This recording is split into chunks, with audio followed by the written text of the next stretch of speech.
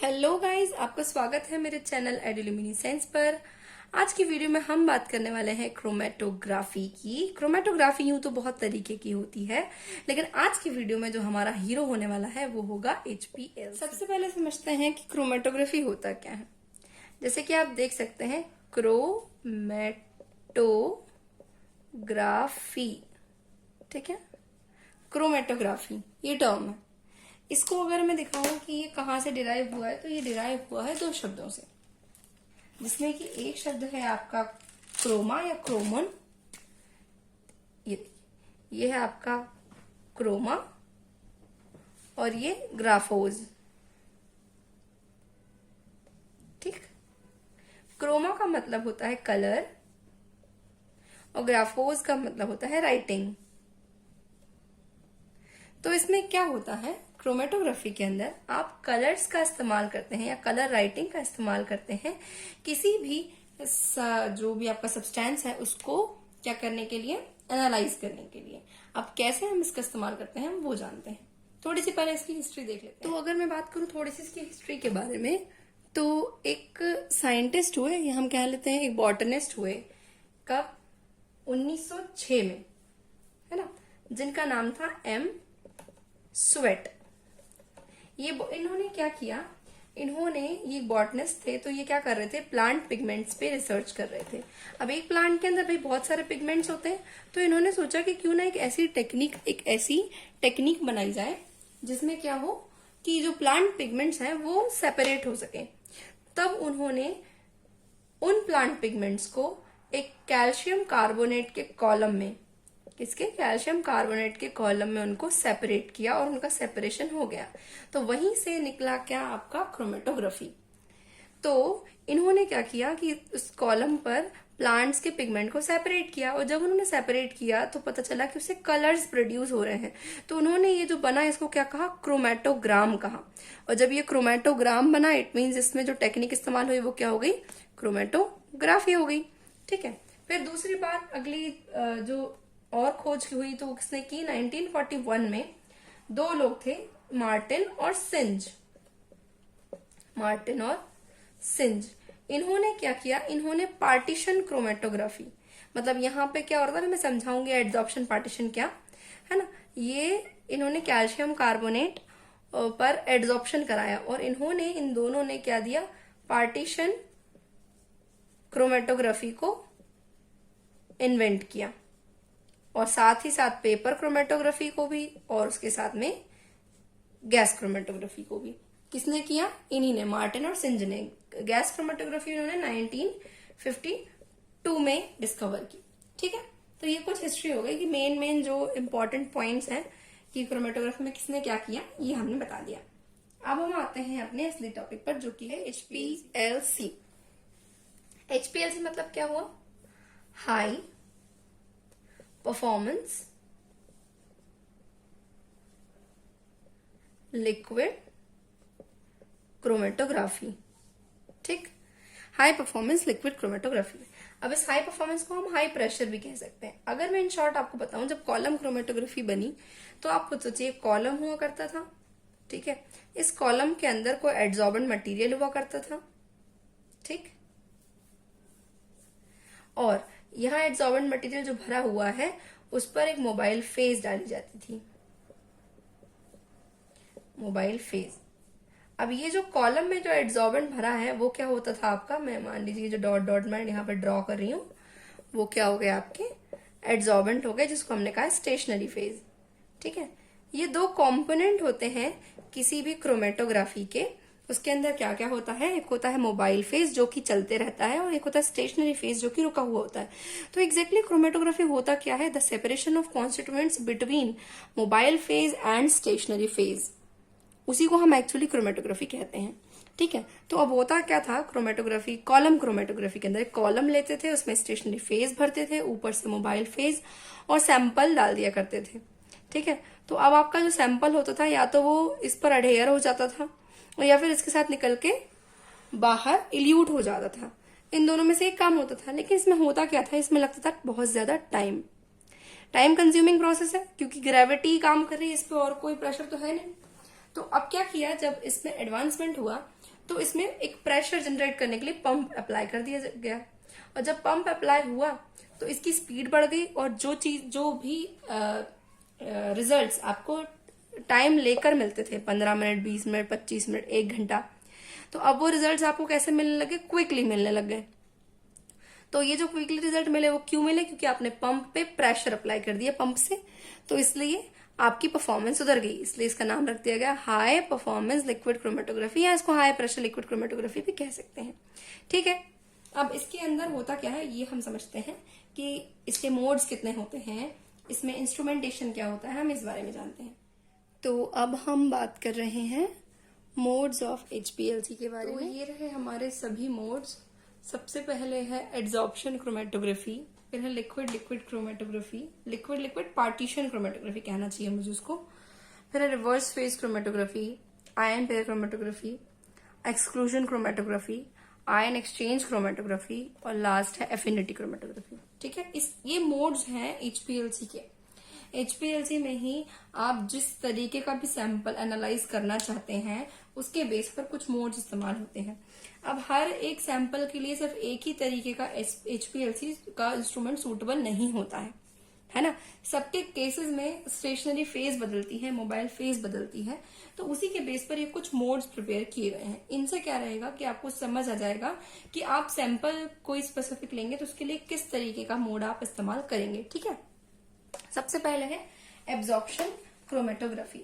Absorption chromatography के अंदर क्या है, ये एब्जॉर्प्शन ही एडजॉर्प्शन है। ओके, एडजॉर्प्शन क्रोमेटोग्राफी के अंदर क्या है, अब नाम से ही जाहिर है एडजॉर्प्शन हो रहा है। एडजॉर्प्शन यानी क्या, सरफेस पर अडहेयर होना। अब यहाँ पे कौन किसके सरफेस पर अडहेयर हो सकता है, जो आपका स्टेशनरी फेज है ना। स्टेशनरी फेज के ऊपर अगर आपका सैंपल इस स्टेशनरी फेज से एफिनिटी रखता है तो ये उस पर क्या होना चाहेगा, अडहेयर होना चाहेगा। तो अगर वो स्टेशनरी फेज से एफिनिटी रखता है और वो उस पर अडहेयर हो जाता है, और नहीं रखता है तो वो मोबाइल फेज के साथ में आगे बढ़ जाता है। तो इस वाले जो पूरी कहानी जो मैंने बताई उसमें कौन सा प्रिंसिपल काम कर रहा है, एड्सॉर्प्शन का प्रिंसिपल काम कर रहा है, और ये कौन सी क्रोमेटोग्राफी होगी, एड्सॉर्प्शन क्रोमेटोग्राफी होगी। इसके अंदर आप कौन कौन से मोबाइल फेज और स्टेशनरी फेज इस्तेमाल कर सकते हैं। तो यहाँ पर आप एड्सॉर्प्शन क्रोमेटोग्राफी के अंदर आपकी जो स्टेशनरी फेज है उसमें आप सिलिका इस्तेमाल कर सकते हैं, एल्यूमिना इस्तेमाल कर सकते हैं, और मोबाइल फेज में आप इस्तेमाल कर सकते हैं कोई भी नॉन पोलर सॉल्वेंट, जैसे कि हेक्सेन हो गया, डाइक्लोरोमीथेन हो गया, CCl4 हो गया, बहुत सारे हैं। अब अगला है आपका लिक्विड लिक्विड पार्टीशन क्रोमेटोग्राफी। अब यहाँ पे ना इसका मतलब समझ लीजिए आप पहले कि ये कहना क्या चाह रहे हैं। यहाँ पर इन्होंने कहा है लिक्विड लिक्विड पार्टीशन, यानी कि आपका स्टेशनरी फेज जो होगा वो भी लिक्विड होगा, जो कि आमतौर पर नहीं होता, और मोबाइल फेज है वो भी लिक्विड होगा, जो कि आमतौर पर लिक्विड ही होता है। अब यहाँ पे दोनों चीजें लिक्विड है, कैसे पॉसिबल है ये। मोबाइल फेज तो आपका हमेशा ही लिक्विड रहता है, स्टेशनरी फेज कैसे पॉसिबल है कि वो लिक्विड हो सकता है। यहाँ पर क्या किया जाता है, एक सॉलिड इनर्ट सपोर्ट लिया जाता है। सोचिए ये जो मैं गोले बना रही हूँ ये क्या है, ये कोई सॉलिड इनर्ट सपोर्ट है, जैसे कि सिलिका इनर्ट नेचर का है ना। इसके ऊपर क्या करना है, आपको कोटिंग करनी है। किसकी कोटिंग, किसी लिक्विड की। ठीक है, ये लिक्विड की क्या हो गई, कोटिंग हो गई। तो ये क्या हो गई आपकी, ये आपकी स्टेशनरी फेज तैयार हो गई, जिसमें किसका इन्वॉल्वमेंट है, किसी स्पेसिफिक लिक्विड का। जैसे कि आप लिक्विड के जगह पे आप यहाँ पे क्या ले सकते हो, आप कुछ भी ले सकते हो, जैसे कि PEG है ना, पॉलीथिलीन ग्लाइकॉल आप ले सकते हो। ठीक है, कोट करने के लिए। तो आपका जो भी आपका लिक्विड ऑफ इंटरेस्ट है वो आप यहाँ पर ले सकते हो इसकी कोटिंग करने के लिए। ठीक है, अब इस वाले केस में आपको समझ आ गया वो क्या करना है, हमको सॉलिड फेज जो स्टेशनरी फेज है वो भी लिक्विड रखना है, और मोबाइल फेज है वो भी लिक्विड रखना है। ठीक, अगला केस है हमारा रिवर्स फेज। रिवर्स फेज मतलब क्या, ये एक टर्म बार बार यूज होगा जब आप कुछ आर्टिकल्स पढ़ेंगे, कुछ जर्नल्स पढ़ेंगे, उसमें बार बार एक टर्म इस्तेमाल होगा, RPHPLC, यानी कि रिवर्स फेज HPLC। अब इसका मतलब है रिवर्स यानी इस वाले का उल्टा, इस वाले का रिवर्स। ठीक है, अब इस वाले का रिवर्स कैसे बनेगा, देखिए यहां पर आपकी स्टेशनरी फेज क्या थी, सिलिका और एल्यूमिना, जो कि कैसी है, जो कि स्लाइटली पोलर है। अब यहाँ रिवर्स फेज में, ये बात हमें हमेशा याद रखनी है, रिवर्स फेज में स्टेशनरी फेज जो है वो हमेशा कैसे नेचर की होगी, नॉन पोलर नेचर की होगी। कलर पेन चल ही नहीं रहे हैं, हम दूसरा लेते हैं। तो जो आपका स्टेशनरी फेज है वो कैसा हो जाएगा, नॉन पोलर हो जाएगा। अब ऑब्वियसली जब स्टेशनरी फेज जो है नॉन पोलर है तो आपका मोबाइल फेज कैसा होगा, पोलर हो जाएगा। इसका ज्यादा बेनिफिट है ना आपको। आप क्या चाहते हैं कि आपका जो भी कंपोनेंट है वो मोबाइल फेज के साथ बाहर निकल आए, ठीक है, बाहर निकल आए। क्यों?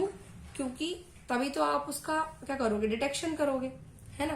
तो इसके लिए ज्यादातर कंपाउंड जो कि पोलर नेचर के हैं वो किससे एनालाइज होंगे, वो होंगे रिवर्स फेज से एनालाइज, ठीक है।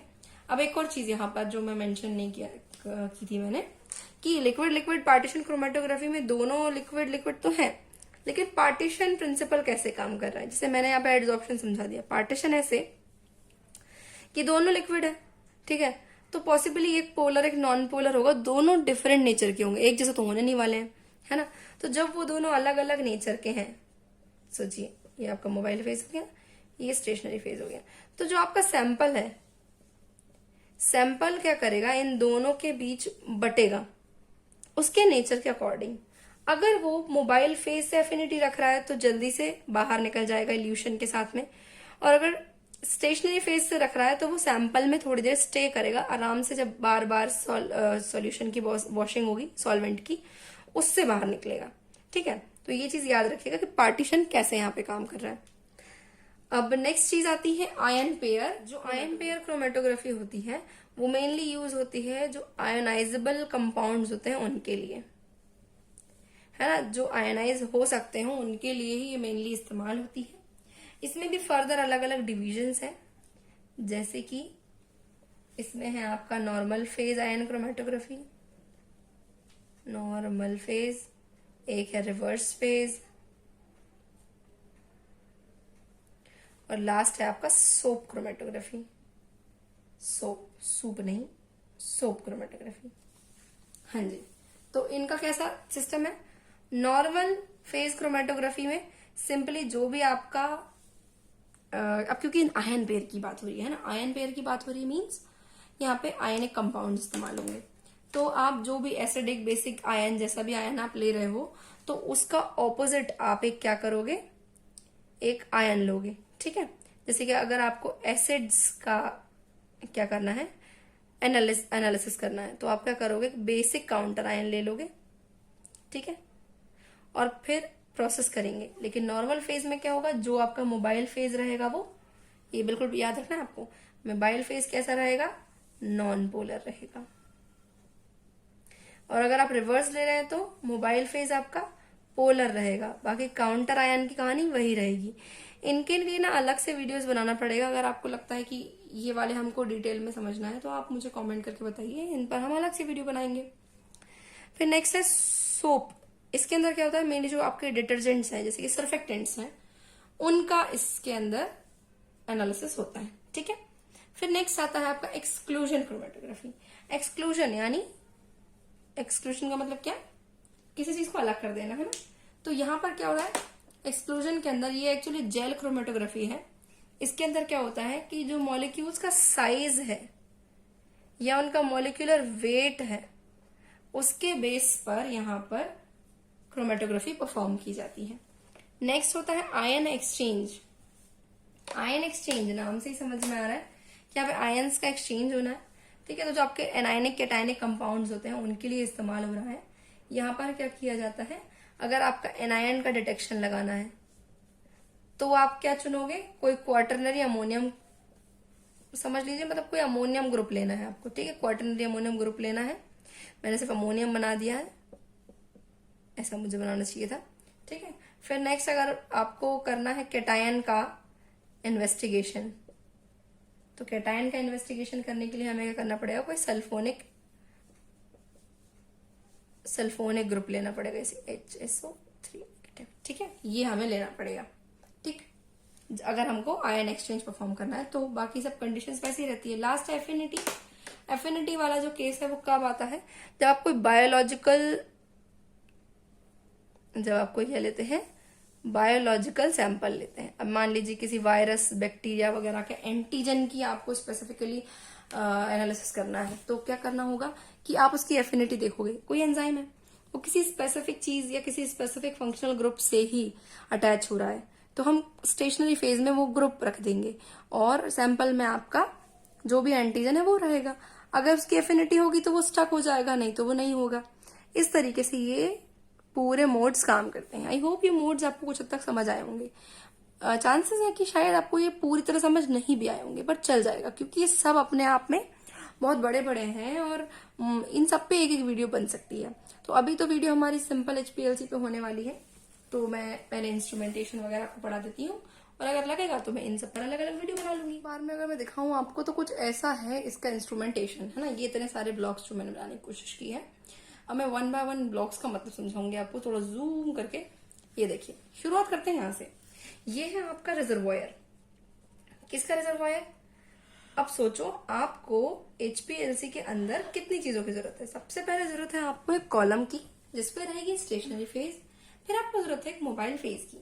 तो मोबाइल फेज का ही रिजर्वॉयर है ये। इसको आप कह सकते हो इलुएंट रिजर्वॉयर, मोबाइल फेज रिजर्वॉयर और खाली रिजर्वॉयर, मतलब भरा हुआ रिजर्वॉयर।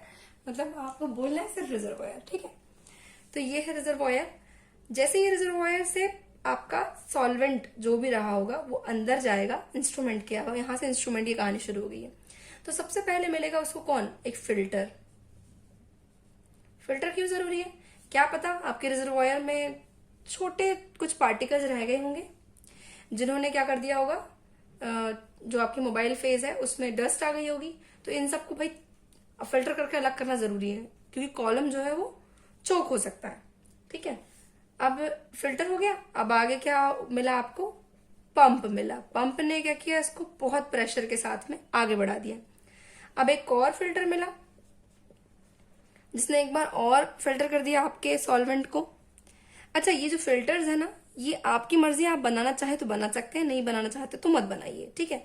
एक और चीज आप यहाँ बना सकते हो, जब पंप से आपका जो भी लिक्विड है उसको आगे बढ़ाया जा रहा है तो पॉसिबिलिटीज होती हैं कि कहीं एयर बबल तो नहीं रह गया जब यहाँ से आपका सॉल्वेंट अंदर जा रहा है। तो आप यहाँ पे डीगैसर्स भी बना सकते हैं। डीगैसर क्या करेगा? सिंपली अगर कोई एयर बबल फंसा रह गया होगा आपके सॉल्वेंट के अंदर तो वो उसको एयर बबल को बस्ट कर देगा। तो इससे क्या होगा, कोई बबल नहीं रहेगा, सिंपल आपका जो भी मोबाइल फेस है वो आगे बढ़ेगा, ठीक। वो आपके ऊपर, आप चाहे तो बना सकते हैं। एक ब्लॉक बना दीजिए, उस पर लिख दीजिए डीगैसर, ठीक है। अब फिल्टर हो गया। फिल्टर से अभी आगे बढ़ा फिर से। अब मोबाइल फेस एकदम नीट एंड क्लीन है, कॉलम में जाने के लिए तैयार है, लेकिन वो अकेला कॉलम में जाके करेगा क्या? तो आपको क्या करना है, अब यहां से आपको एक इंजेक्शन के थ्रू आपको क्या करना है, ये आपका हो गया इंजेक्शन पोर्ट। इंजेक्शन पोर्ट मतलब ये क्या करेगा, यहाँ पे आपका सैंपल आएगा। सैंपल यहां से अंदर एंट्री लेगा। मान लीजिए आपका सैंपल आ गया, यहां से आपका मोबाइल फेज आया था और यहां से आपका सैंपल आ गया। अब ये दोनों गए कहाँ? कॉलम में, ठीक है। कॉलम में गए। अब कॉलम में जाके ये क्या करेंगे, सेपरेशन प्रोसेस या आइडेंटिफिकेशन जो भी हो रहा है, ठीक है। तो कॉलम में जितनी देर उसको रहना था वो रह लिया। अब वो आगे बढ़ेगा। जैसे ही वो आगे बढ़ा तो आगे था आपका डिटेक्टर। डिटेक्टर क्या करेगा, इसको एनालाइज कर लेगा कि भाई ये कौन था और कितना था। तो डिटेक्टर अपनी जितनी भी वो जितना भी एनालिसिस करेगा वो किसको देगा आगे? रिकॉर्डर को देगा।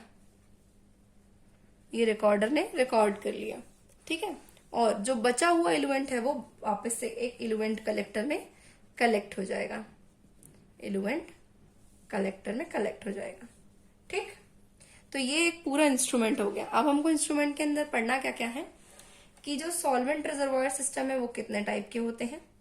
एकदम एक शॉर्ट व्यू आपको ओवरव्यू टाइप का यही दे देती हूँ कि हमको इसके अंदर क्या क्या पढ़ना है, कितने टाइप की चीजें पढ़ना है। सबसे पहले हमको समझना है कि हमारा जो रिजर्वॉयर है वो कितने टाइप के हो रहे हैं, मतलब सॉल्वेंट जो है वो किस किस तरीके से यहाँ पर इंस्ट्रूमेंट के अंदर जा सकता है। तो यहाँ पे सॉल्वेंट डिलीवरी सिस्टम 2 तरीके के होते हैं। पहला हो जाएगा आपका आइसोक्रेटिक सिस्टम और दूसरा हो जाएगा आपका ग्रेडियंट सिस्टम, ठीक। ये आपको पढ़ना है कि ये दोनों सिस्टम क्या होते हैं और कैसे काम करते हैं। अगली चीज जो आपको पढ़नी है यहाँ पर वो है आपके पंप, कि पंप कितने टाइप के होते हैं। तो आप यहाँ पे अलग अलग किस्म के पंप ले सकते हैं, जैसे कि आप ले सकते हैं नॉन रेसिप्रोकेटिंग पंप,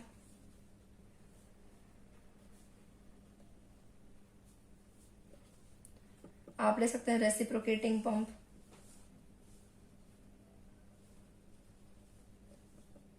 और आप ले सकते हैं सिरिंज पंप। ठीक, ये इतने टाइप के पंप्स आप HPLC इंस्ट्रूमेंट में इस्तेमाल कर सकते हैं। अगली चीज आपको पढ़नी है कि इंजेक्शन पोर्ट कितने टाइप के होते हैं, मतलब इंजेक्शन में कौन कौन से इंजेक्टर्स होते हैं, कौन कौन सा सैम्पलिंग सिस्टम लगता है। तो इसमें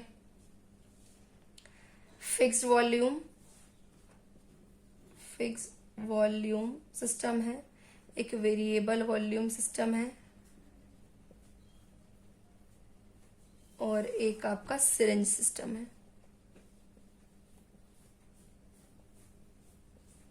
ठीक, ये तीनों तरीके के सिस्टम हो गए आपके इंजेक्शन पोर्ट के अंदर। अगला आता है आपका कॉलम। कॉलम के अंदर आपको पढ़नी है पहले दो चीजें, कि कॉलम के डायमेंशंस क्या है। भाई जरूरी है ना कि उसकी क्या लेंथ होती है, क्या विड्थ होती है, क्या मटेरियल से वो बना रहता है, ये सब पढ़ना पड़ेगा ना आपको।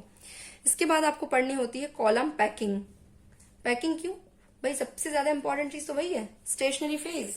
उसको आपने कैसे पैक किया, उसके अंदर क्या क्या था, उसके अंदर कोई इनर्ट सपोर्ट था क्या, और कोई कोटिंग थी क्या। तो किस चीज में सिर्फ इनर्ट सपोर्ट रहेगा, किस केस में सिर्फ मतलब कोटिंग भी रहेगी, ये चीज हमको पढ़नी रहेगी पैकिंग के अंदर। तो पैकिंग के अंदर अलग अलग आ जाती हैं, जैसे कि मैं यहीं लिख देती हूँ, जैसे कि माइक्रोपोरस पैकिंग, पेलिकुलर, ये सपोर्ट टाइप है ना, सपोर्ट टाइप, पेलिकुलर, और इसके अलावा एक है बॉन्डेड फेज। ठीक, ये तीन तरीके की आपकी इनर्ट सपोर्ट्स हो गए कॉलम के अंदर। फिर अगली चीज आती है आपकी डिटेक्टर्स। आपको फिर डिटेक्टर्स पढ़ने हैं कि कितने टाइप के डिटेक्टर्स जो है आप इस्तेमाल कर सकते हो। जैसे कि आप यूवी इस्तेमाल कर सकते हो, यूवी स्पेक्ट्रोफोटोमेट्री इस्तेमाल कर सकते हो, मास स्पेक्ट्रोस्कोपी इस्तेमाल कर सकते हैं, आप रिफ्रैक्टोमीटर इस्तेमाल कर सकते हैं, इसके अलावा आप कंडक्टोमीटर इस्तेमाल कर सकते हैं, आप फ्लोरोसेंस स्पेक्ट्रोस्कोपी भी इस्तेमाल कर सकते हैं। ठीक है, तो ये इतने सारे डिटेक्टर्स आपके हो गए। तो ये ओवरऑल अगर मैं आपको बताऊं तो आपको HPLC इंस्ट्रूमेंट के अंदर ये सारी की सारी चीजें पढ़नी है कि किसके कितने टाइप्स हैं और वो कैसे काम करते हैं। हाँ, तो सबसे पहले हम बात कर रहे हैं सॉल्वेंट रिजर्वोयर सिस्टम की। मतलब कि सॉल्वेंट जो है वो हम अंदर एज मोबाइल फेस जाने देंगे, है ना। तो जब तक हमारा जो कंपोनेंट है, हम क्या चाहते हैं समझिएगा, हम क्या चाहते हैं कि जो हमारा मोबाइल फेज है वो सैंपल के साथ में मिक्स हो, और जो हमको बाहर आता हुआ एलिमेंट मिल रहा है, मतलब जो कॉलम से होकर जो लिक्विड आ रहा है, इकट्ठा हो रहा है, तो उसमें आपका सैंपल डिटेक्ट हो जाए, आप ये चाहते हैं। तो आप क्या चाहते हो, आप ऐसा चाहते हो क्या कि आपका जो सैंपल है वो रुका रहे कॉलम में? नहीं, हम ये चाहते हैं कि वो एलिमेंट के साथ में बाहर आ जाए, है ना, बाहर निकल आए वो। अब वो बाहर निकल आए ये हम चाहते हैं, तो इसके लिए हमें चाहिए बहुत सारी मोबाइल फेज। अब मोबाइल फेज को जो आपका सॉल्वेंट सिस्टम है उसके अंदर कैसे इंट्रोड्यूस कराया जाएगा, उसके लिए दो सिस्टम्स होते हैं। एक होता है आइसोक्रेटिक सिस्टम, एक होता है ग्रेडियंट सिस्टम। आइसोक्रेटिक यानी कि आइसो मीन्स क्या, सेम, है ना, जैसे कहते हैं ना आइसोमर, वैसे आइसोक्रेटिक सिस्टम सेम। मतलब कि यहां पर आप एक सिंगल सॉल्वेंट लेंगे या a mixture of solvent, mixture of different solvents in a fixed proportion. मतलब कि मान लीजिए आप वाटर और मिथेनॉल ले रहे हो इन अ रेशियो ऑफ 1:1 या 1:2, ठीक है, इस रेशियो में आप ले रहे हो। तो आपको एक बार एक रेशियो फिक्स करके ही रखना है, और मशीन क्या करेगी, पूरे रन के टाइम पर सिर्फ यही रेशियो इस्तेमाल करेगी। पर अगर मैं बात करूं रिसर्च की, तो क्या ऐसा जरूरी है कि एक ही प्रोपोर्शन में आपका रिसर्च निकल आए? नहीं ना, आपका रिजल्ट एक ही प्रोपोर्शन में तो नहीं निकलेगा, आपको प्रोपोर्शन चेंज करने पड़ेंगे। तो उस वक्त काम आता है ग्रेडियंट सिस्टम। आप इसमें क्या करते हैं, दो सॉल्वेंट A और B रख देते हैं, और ये सिस्टम जो है मतलब इसमें क्या होता है कि पूरे रन के टाइम पर आप अपने मर्जी से इसका रेशियो बदल सकते हैं। पहले आपका मन था तो आपने 1:1 कर दिया, तब आपको लगा कि नहीं इसमें तो रिजल्ट ही नहीं आ रहा है तो आपने 1:2 कर दिया, तब भी रिजल्ट नहीं आ रहा तो आपने इसको 1:5 कर दिया। तो इसके हिसाब से ग्रेडियंट सिस्टम में क्या है कि आप कॉन्सेंट्रेशंस को या मैं कह सकते हैं प्रपोर्शंस को, रेशियो को आप रन के बीच में बदल सकते हो, जबकि इसमें क्या था एक फिक्स्ड प्रपोर्शन ही आपको रखना है पूरे रन के वक्त। ठीक है, अब नेक्स्ट बात करूं अगर मैं पंप्स की, तो पंप में मुझे यहाँ एक्चुअली लिखना चाहिए इसको न्यूमेटिक पंप, है ना, नॉन रेसिप्रोकेटिंग की जगह यहाँ पे मुझे लिखना चाहिए actually pneumatic pump. Pneumatic pumps ज्यादातर इस्तेमाल होते हैं, मतलब होते थे इनिशियली न्यूमेटिक पंप्स इस्तेमाल हुआ करते थे, जैसे कि मैं यहाँ पे लिख देती हूँ न्यूमेटिक पंप्स, है ना। अब न्यूमेटिक पंप्स में क्या समझ में आ रहा है आपको नाम से, मैं इनकी वर्किंग थोड़ी थोड़ी समझा देती हूँ। न्यूमेटिक पंप्स में क्या होता है कि सिंपली एक न्यूमा यानी गैस, एयर, है ना, एयर यूज होती है, कंप्रेस्ड एयर। ये कंप्रेस्ड गैस क्या करती है, प्रेशर क्रिएट करती है। जब एक कंपार्टमेंट से फ्लूइड अंदर आता है, समझिएगा, सपोज ये 2 कंपार्टमेंट हो, 3 कंपार्टमेंट समझिए, इस कंपार्टमेंट से मान लीजिए ये क्या अंदर आया, लिक्विड अंदर आया, तो क्या होता है यहाँ पर जो अप्लाई हो रही है आपकी गैस, वो क्या करती है, वो प्रेशर अप्लाई करती है, और इसके प्रेशर की मदद से जो आपका फ्लूइड है वो इजेक्ट होता है, फिर वो फिल होता है, फिर एक बार प्रेशर अप्लाई होता है, फिर वो इजेक्ट होता है। तो मतलब ये जो यहाँ पे एयर जो है, एयर जो कंप्रेस्ड एयर जो भरी हुई है वो प्रेशर अप्लाई करती है, जिसकी वजह से आपका जो भी आपका मोबाइल फेज है वो बाहर निकलता है। रेसिप्रोकेटिंग पंप ये सबसे ज्यादा इस्तेमाल होते हैं, क्यों, क्योंकि ये कांस्टेंट डिस्प्लेसमेंट कराते हैं। कांस्टेंट डिस्प्लेसमेंट मतलब क्या, यहाँ पर ये वॉल्स होते हैं, यहाँ पर आपका इनलेट होता है, यहाँ पे आउटलेट होता है, यहाँ पर आपका एक मोटर ड्रिवन पिस्टन लगा होता है। क्या होता है, ये पिस्टन जो आगे पीछे जाता है, जैसे यहाँ पे आपका फ्लूइड भरा, ये पिस्टन पीछे की तरफ मूव होता है, फिर इस मोटर की मदद से ये आगे की तरफ मूव होता है, तो ये जितना भी फ्लूइड भरा था वो आगे की तरफ मूव हो जाएगा, और ये वाली कहानी चलती रहती, तो आपका जो फ्लूइड है वो कुछ इस तरीके से मूव करता रहता है। तो यहाँ पे क्या हो रहा है, एक certain amount of mobile phase एक बार में क्या होगा, डिस्प्लेस होगा। ठीक है, सिरिंज पंप में क्या है, सिंपली एक मोटर ड्रिवन सिरिंज होती है, और सिरिंज की मदद से आगे की तरफ आपका जो भी मोबाइल फेस है उसको पुश किया जाता है। ठीक है, तो ये तीनों तरीके के पंप है जो इस्तेमाल होते हैं एचपीएलसी के अंदर।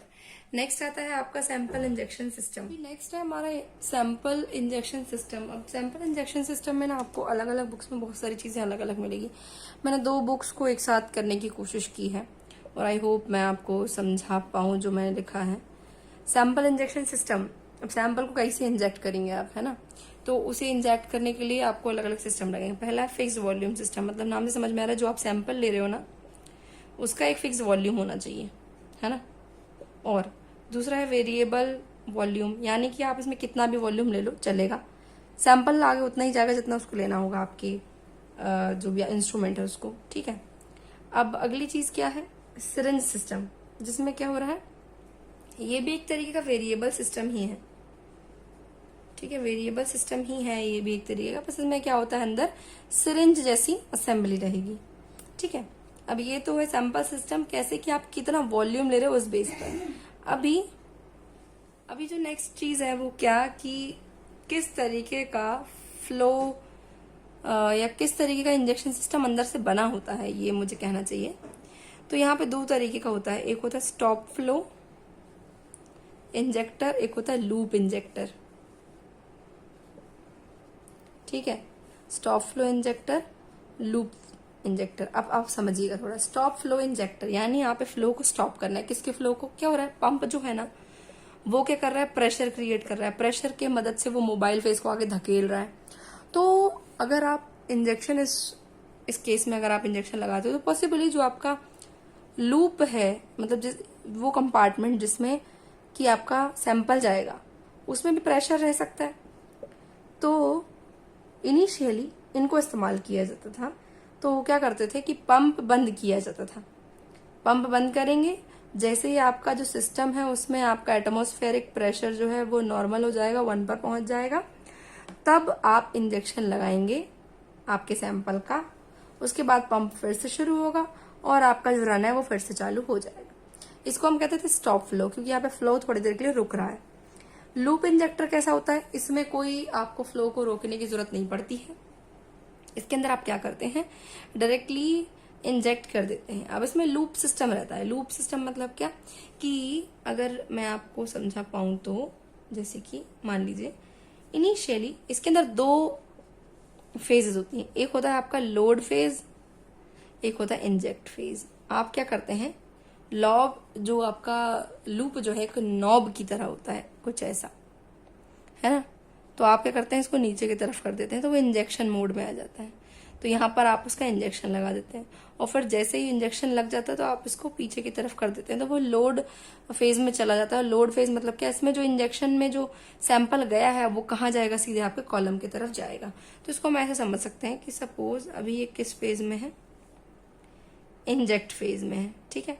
तो ये आपका मोबाइल फेज आ रहा है, कॉलम की तरफ जा रहा है अकेला, और यहां से आपका सैंपल अभी आपने सैंपल को क्या किया है, आपने अभी इन किया है, ठीक है, आपके लूप के अंदर। अब क्या होगा, ये अभी इंजेक्ट फेज चल रहा है, अभी मैं इसको पहुंचा दूं लोड फेज में, तो क्या होगा, ये जो इंजेक्शन था जिसमें सैंपल था वो सैंपल क्या करेगा आपका इसके साथ में कॉलम में चला जाएगा। किसके साथ, मोबाइल फेज के साथ में जाके कॉलम में चला जाएगा।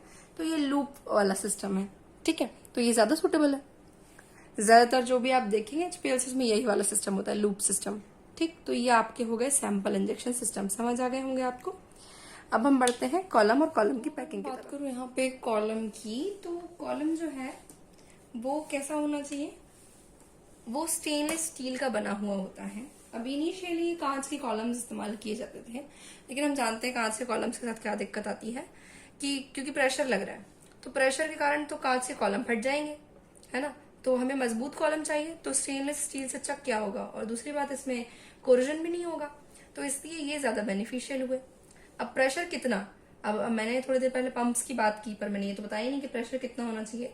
एचपीएलसी में आमतौर पर 5000 पीएसआई तक का जो प्रेशर है वो अप्लाई होता है, पर फिर भी आपके जो कॉलम्स हैं वो इतने मजबूत होने चाहिए कि वो 8000 पीएसआई तक का प्रेशर झेल सके, ठीक है।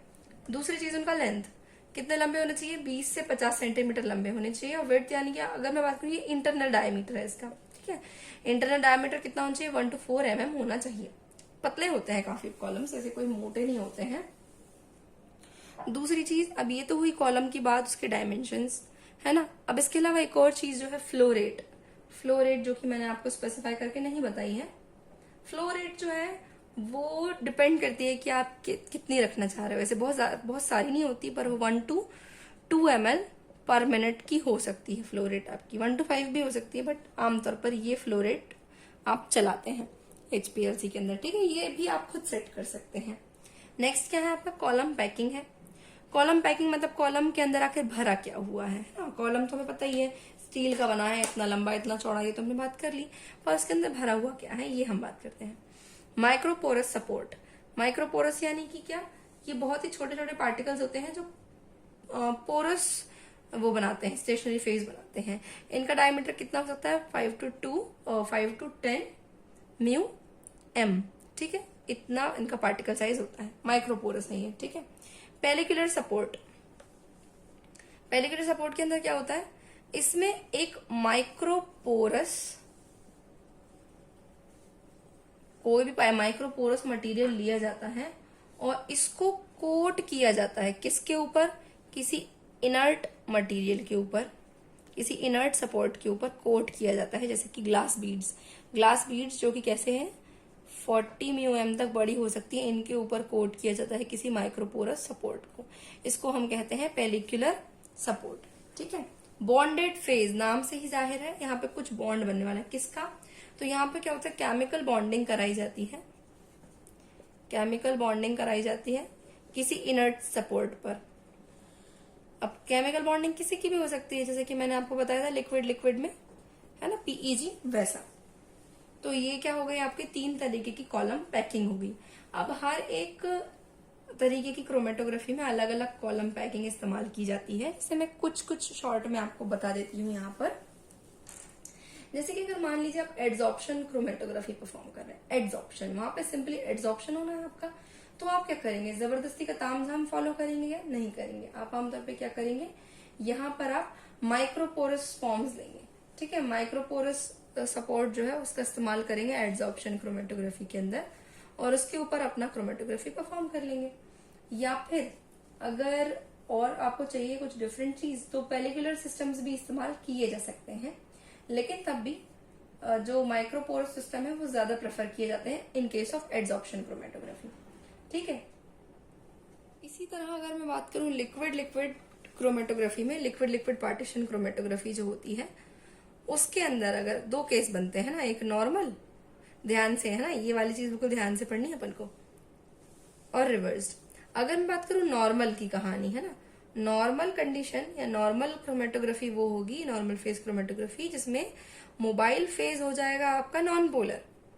तो आप कुछ भी ले लीजिए, हेक्सेन ले लीजिए, कार्बन टेट्राक्लोराइड ले लीजिए, या डाइक्लोरोमीथेन ले लीजिए, और सॉलिड फेज, स्टेशनरी फेज जो होगा आपका वो पोलर होगा। पोलर स्टेशनरी फेज आप कैसे बनाओगे, तो यहाँ पर आप कोई भी इनर्ट सपोर्ट लोगे, जैसे कि सिलिका, और उसके ऊपर आप क्या करोगे, किसकी कोटिंग कर दोगे, आमतौर पर किसकी केमिकल बॉन्डिंग कराई जाती है, जैसे कि अल्काइल नाइट्राइल्स की और अल्काइल अमाइंस की, ठीक है, इनकी कोटिंग कराई जाती है। अगर मैं बात करूं रिवर्स फेज की, अगर मैं बात करूं रिवर्स फेज की, तो इसके अंदर क्या होता है, स्टेशनरी फेज, इस बार स्टेशनरी फेज आपका क्या हो जाएगा, नॉन पोलर हो जाएगा, और मोबाइल फेज आपका पोलर हो जाएगा।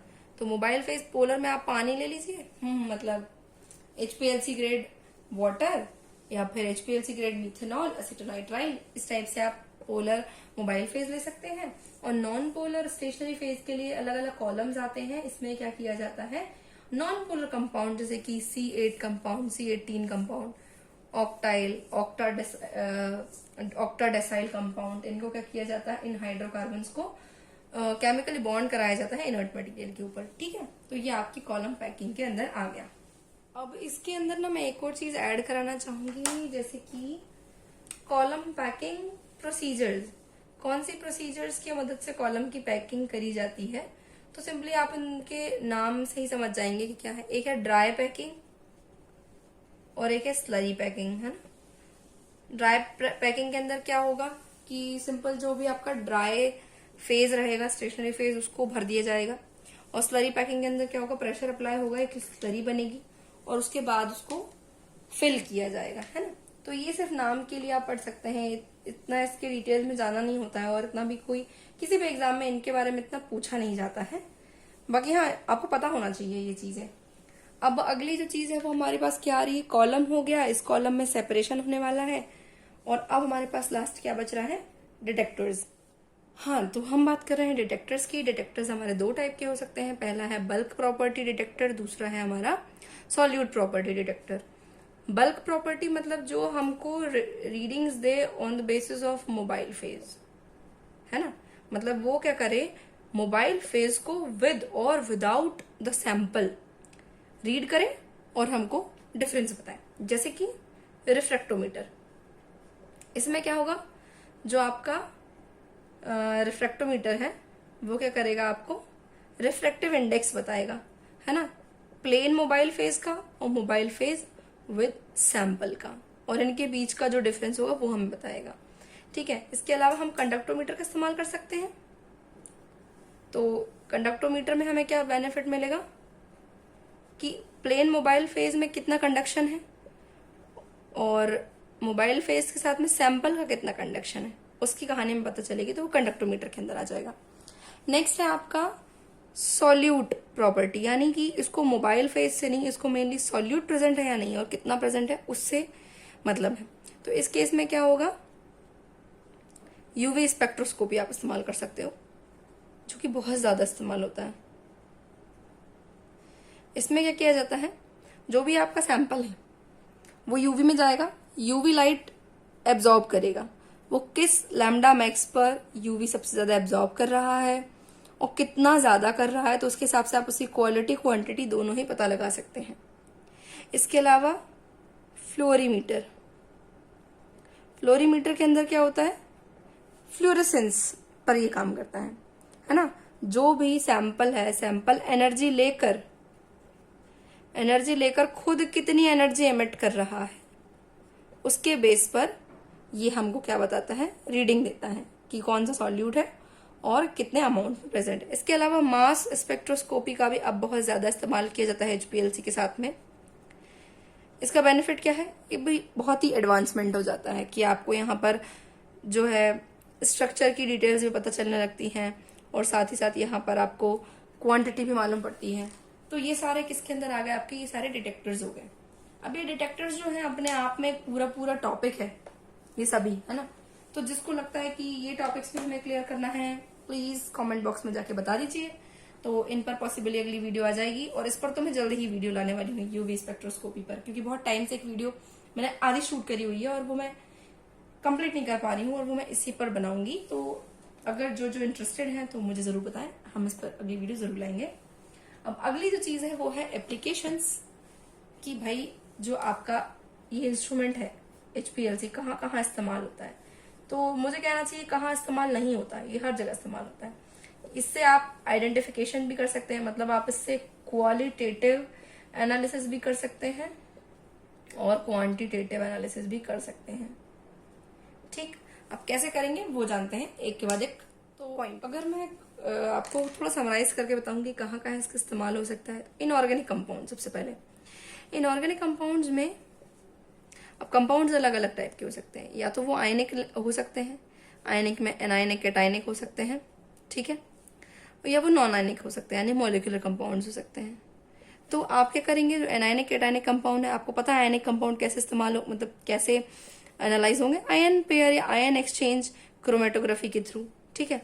इसके अलावा नॉन आयनिक जो रहेंगे वो कैसे करेंगे आप, तो उनकी जो सॉल्युबिलिटी है वो देखी जाएगी कि अगर वो कैसे हैं, पोलर नेचर के हैं, पोलर सॉल्वेंट में डिसॉल्व हो रहे हैं, तो आप रिवर्स फेज फॉलो करेंगे, और अगर वो नॉन पोलर में जा रहे हैं तो आप नॉर्मल फेज फॉलो करेंगे, ठीक है। फिर नेक्स्ट आता है आपका कोई आप प्लांट पिगमेंट्स ले रहे हैं, आप प्लांट पिगमेंट्स का सेपरेशन कर सकते हैं, तो वो नॉर्मल किसी भी सॉल्युबिलिटी के बेस पर आप किसी भी रिवर्स फेज या नॉर्मल फेज के थ्रू आप कर सकते हैं ये वाला काम, इनका सेपरेशन। इसके अलावा अगर आपको पता है कि आपका जो भी सैंपल है वो पोलर नेचर का है, तो लगा दीजिए आप रिवर्स फेज क्रोमेटोग्राफी, है ना, ये आप कर सकते हैं। और आपको मालूम ही है इसमें कौन कौन सी चीजें आ सकती हैं। अब जैसे कि आप इसमें कोई भी ड्रग ले लीजिए, उनके मेटाबोलाइट्स ले लीजिए, कुछ पेप्टाइड्स, विटामिन, पॉलीफेनॉल्स या स्टेरॉइड्स ले सकते हो। अब नेक्स्ट आते हैं आपके प्रोटीन्स। हाँ, प्रोटीन्स, तो प्रोटीन्स के लिए एक अच्छी चीज है, मैं आपको यहाँ पे एक नई चीज बताती हूँ। प्रोटीन्स जो है उनके लिए यूज होता है एफपीएलसी, एफपीएलसी, है ना। एफपीएलसी मतलब क्या, फास्ट प्रोटीन लिक्विड क्रोमेटोग्राफी। ये प्रोटीन्स के सेपरेशन के लिए इस्तेमाल होता है। ये इसमें कुछ खास नहीं है, बस ये मेनली प्रोटीन्स के लिए इस्तेमाल हो रहा है, इसलिए इसका नाम ऐसे अलग से रखा गया है, ठीक है। तो इसमें भी मेन चीज आपकी वही रिवर्स फेज की चलती है, और या फिर आयन एक्सचेंज की है, वही कहानी, लेकिन मेनली यूज हो रहा है प्रोटीन्स के लिए। इसके अलावा आप क्या कर सकते हैं, आप नॉन पोलर कंपाउंड्स को भी इससे डिटेक्ट कर सकते हैं। एक और चीज है, आप बायोलॉजिकल सैंपल्स ले सकते हैं। मैं सब कुछ इकट्ठा लेके दे रही हूँ, आप प्लीज इसको अलग अलग कर लीजिएगा। बायोलॉजिकल सैंपल्स, भाई हमें किसी की बॉडी से, किसी के सेरम से, ब्लड से हमें कोई स्पेसिफिक एंजाइम की अवेलेबिलिटी पता करनी है, या किसी स्पेसिफिक एंटीजन की अवेलेबिलिटी पता करनी है, तो उस केस में हमने मोड्स में पढ़ा था कि एक एफिनिटी क्रोमेटोग्राफी होता है, तो उसके थ्रू हम पता लगा सकते हैं। मतलब इसका बहुत ज्यादा इम्पोर्टेंस है, आप इसको कहीं भी किसी भी केस में इस्तेमाल कर सकते हैं। सेपरेशन में, डिटेक्शन में, क्वांटिफिकेशन में आप एचपीएलसी का इस्तेमाल कर सकते हैं। तो ये था मेरा आज का पूरा वीडियो। अगर आपको ये वीडियो पसंद आया हो तो प्लीज मेरी वीडियो को लाइक कर दीजिएगा, शेयर कर दीजिएगा, मेरे चैनल को सब्सक्राइब कर दीजिएगा, और ऐसी अच्छी अच्छी वीडियोस देखने के लिए जुड़े रहिए मेरे चैनल जिसका नाम है एडुलुमिनेसेंस। Thanks for watching.